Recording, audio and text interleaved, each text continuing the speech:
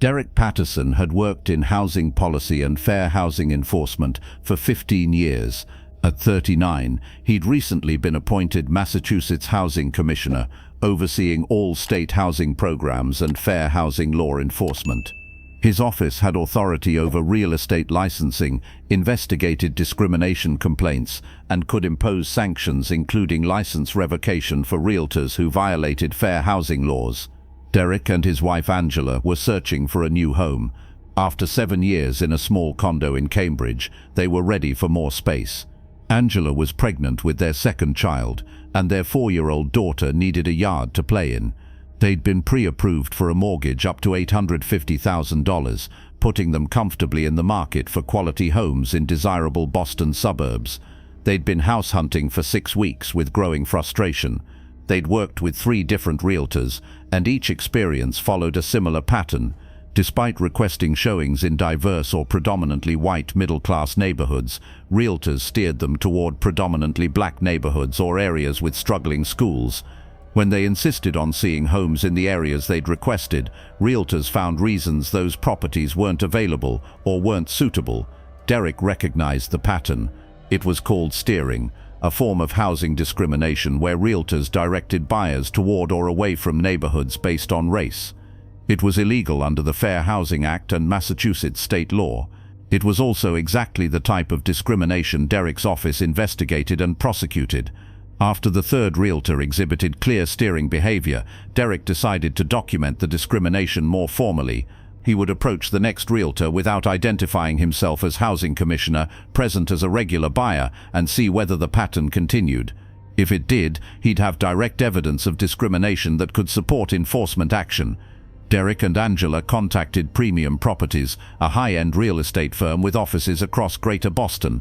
They submitted a buyer profile through the company's website, listed their pre-approval amount, and specified they were interested in Newton, Brookline, and Wellesley, 3 affluent suburbs with excellent schools and predominantly white populations.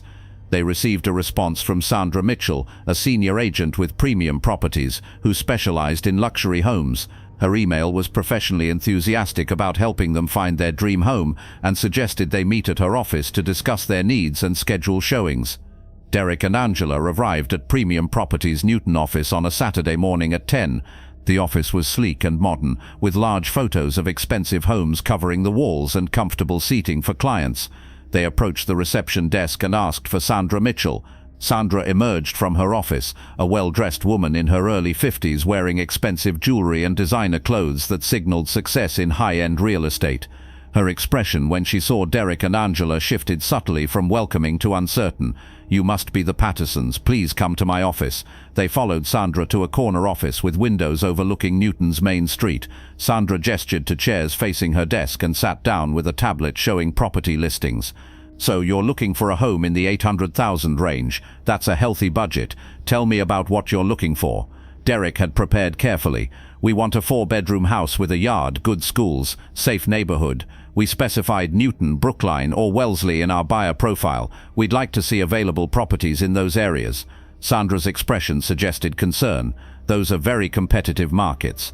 Properties in that price range in those towns typically have multiple offers and go quickly. What's your timeline?"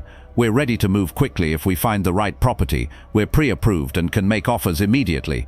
"Pre-approved through which lender?" Angela handed Sandra the pre-approval letter from a major national bank, showing they were approved for up to $850,000 with excellent credit and 20% down payment. Sandra glanced at the letter with visible skepticism. "These pre-approvals aren't always as solid as they appear. Underwriting can find issues that change the approval status. Have you talked to the lender about your specific financial situation?" "Yes, extensively. The pre-approval is firm. Our finances are solid." Sandra set down the pre-approval letter. "Let me be direct with you. Newton, Brookline, and Wellesley are expensive markets, not just in purchase price but in ongoing costs. Property taxes are very high. Homeowners association fees can be substantial. Maintenance on older properties, which most homes in those price ranges are, can be expensive. I want to make sure you've budgeted for total cost of ownership, not just the mortgage." Derek recognized the tactic. Questioning their understanding of homeownership costs, suggesting they hadn't thought through the financial implications, implying they might be overreaching. These were classic signs of discrimination disguised as financial prudence. We understand total cost of ownership. We've owned property before. We've done research on property taxes and other costs in these areas. We're comfortable with the financial commitment. Have you considered other neighborhoods that might offer better value? Roxbury has some nice properties in your price range. Dorchester has areas that are improving. You could get more house for your money and be in communities that might be more comfortable for you. The steering was explicit now. Sandra was directing them away from predominantly white affluent suburbs toward predominantly black neighborhoods, framing it as offering better value and being more comfortable.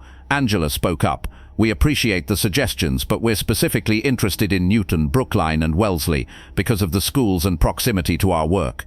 We'd like to see properties in those areas. Sandra pulled up her tablet and scrolled through listings with obvious reluctance.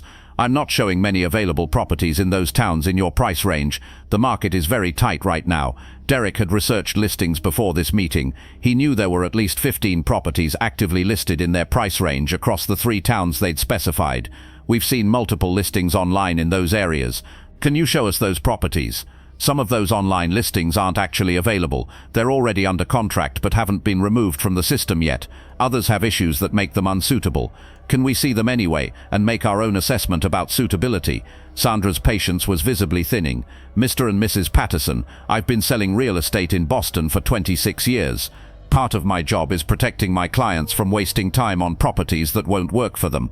The properties you're seeing online in Newton and Brookline are either not truly available or are in price ranges that, once you factor in renovation needs and ongoing costs, exceed what you can realistically afford. We'd like to make that determination ourselves. Can you schedule showings for the properties we've identified? I can request showings, but I'm telling you it's not a productive use of time. You'd be better served looking at properties in neighborhoods where you're more likely to have successful transactions. Derek felt anger rising but maintained calm. Neighborhoods where we're more likely to have successful transactions, meaning predominantly black neighborhoods. Sandra's expression became defensive. I never said anything about race.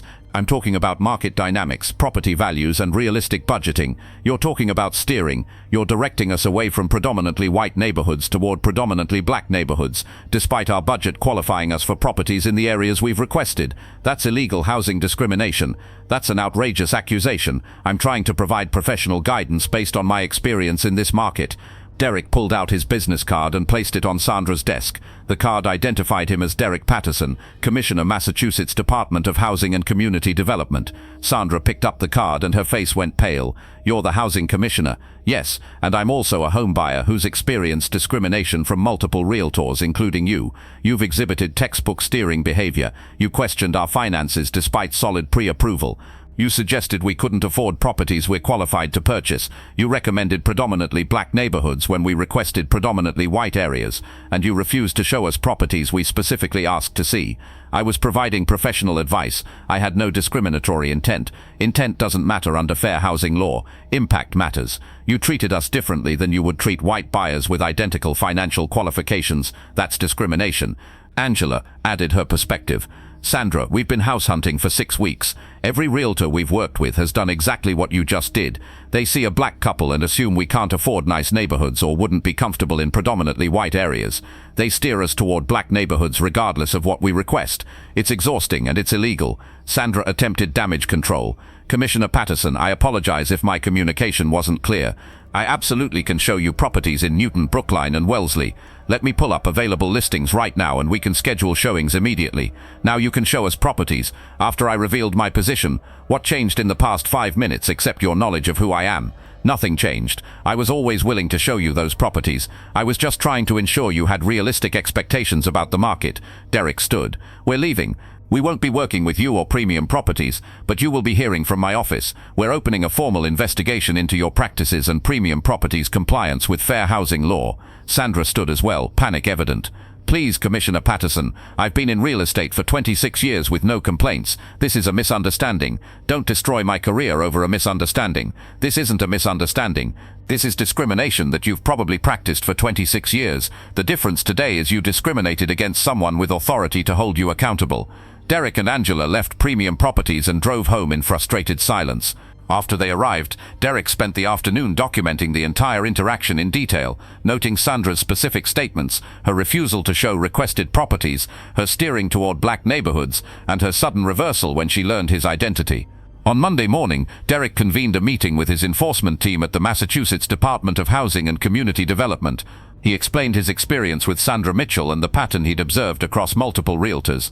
"I want us to launch a comprehensive investigation into housing discrimination by real estate agents across Greater Boston, use paired testing with matched black and white home buyers to document differential treatment, focus initially on premium properties and Sandra Mitchell since I have direct experience with her discrimination, but expand to other firms where we've received complaints." Over the next 3 months, Derek's enforcement team conducted extensive testing. They created matched pairs of buyers, identical in every respect except race. Black testers and white testers with the same financial qualifications, same family situations, same housing preferences would contact the same realtors and document whether they received different treatment. The results were stark and consistent. Sandra Mitchell showed white testers properties in Newton, Brookline and Wellesley without hesitation. She never questioned their finances or suggested alternative neighborhoods. Black testers with identical qualifications were steered toward Roxbury, Dorchester and Mattapan, told properties in affluent suburbs weren't available, and had their financial capacity questioned. The pattern extended beyond Sandra Mitchell. Of 47 realtors tested across Boston, 32 exhibited clear steering behavior, showing white and black buyers different properties based on race, even when qualifications were identical. The investigation also revealed that premium properties had received multiple complaints about discrimination over the years, but had never conducted internal investigations or disciplined agents. The complaints had been dismissed as isolated misunderstandings, rather than recognized as patterns requiring correction. Derek's office filed formal charges against Sandra Mitchell and premium properties. The charges against Mitchell included violating the Fair Housing Act and Massachusetts fair housing law through steering and discriminatory treatment of home buyers. The charges against premium properties included failing to train agents properly, failing to investigate discrimination complaints, and maintaining practices that facilitated discrimination. The case went to administrative hearings where the state presented overwhelming evidence. They showed video recordings of Sandra treating white and black testers differently. They presented testimony from Derek and Angela about their experience. They documented other complaints against Sandra that premium properties had ignored. Sandra's defense was that she'd provided professional advice based on market knowledge and hadn't intended any discrimination. The hearing officer rejected this defense, ruling that fair housing law prohibits discriminatory impact regardless of intent, and that Sandra's conduct clearly constituted illegal steering. The penalties were severe. Sandra Mitchell's real estate license was revoked for 5 years, effectively ending her career in real estate. She was also ordered to pay $15,000 in civil penalties and complete fair housing education before any potential future licensure.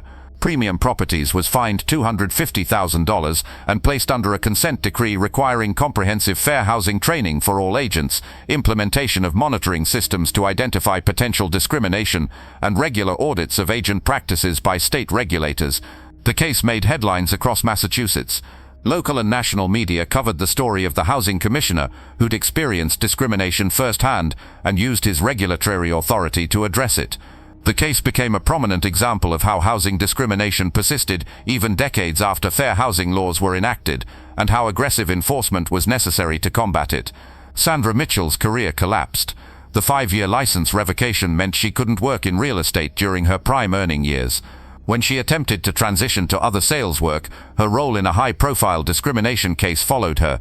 She eventually left Massachusetts and took a job in retail management in another state.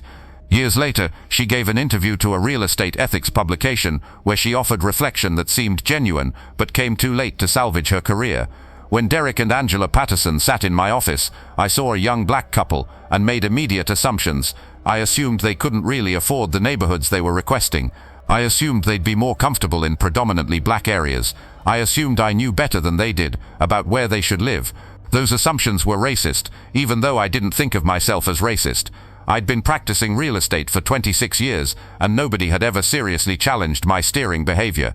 I'd steered dozens, maybe hundreds of black families away from white neighborhoods, thinking I was being helpful by directing them to areas where they wouldn't face hostility or discomfort. But what I was really doing was perpetuating segregation and denying people the freedom to choose where they wanted to live. Derek Patterson turned out to be the housing commissioner, with power to investigate and sanction my conduct. But even if he hadn't been, what I did to him and his wife was wrong. They were qualified buyers who deserved to see the properties they requested. I denied them that because of their race. That cost me my career, and it deserved to cost me my career. Derek and Angela eventually purchased a beautiful home in Brookline, working with a realtor who showed them properties across all the neighborhoods they'd requested, without steering or discrimination. They lived there happily, raising their daughters in excellent schools and a community they'd chosen freely. 5 years after the Sandra Mitchell case, Derek was promoted to Deputy Director of the Federal Department of Housing and Urban Development, overseeing fair housing enforcement nationally. He used his platform to expand paired testing programs, increase penalties for housing discrimination, and push for more aggressive enforcement of fair housing laws. In speeches and interviews, he often referenced his personal experience with Sandra Mitchell. When my wife and I went house hunting, we experienced discrimination from multiple realtors. We were steered away from neighborhoods we wanted to see based on our race. As housing commissioner, I had the authority to investigate and prosecute that discrimination. But most people who experience housing discrimination don't have that authority. They just get denied the opportunity to live where they want to live. Housing discrimination perpetuates segregation, limits economic opportunity, and denies people their civil rights. It's often subtle, practiced by people who don't think of themselves as racist. But impact matters more than intent.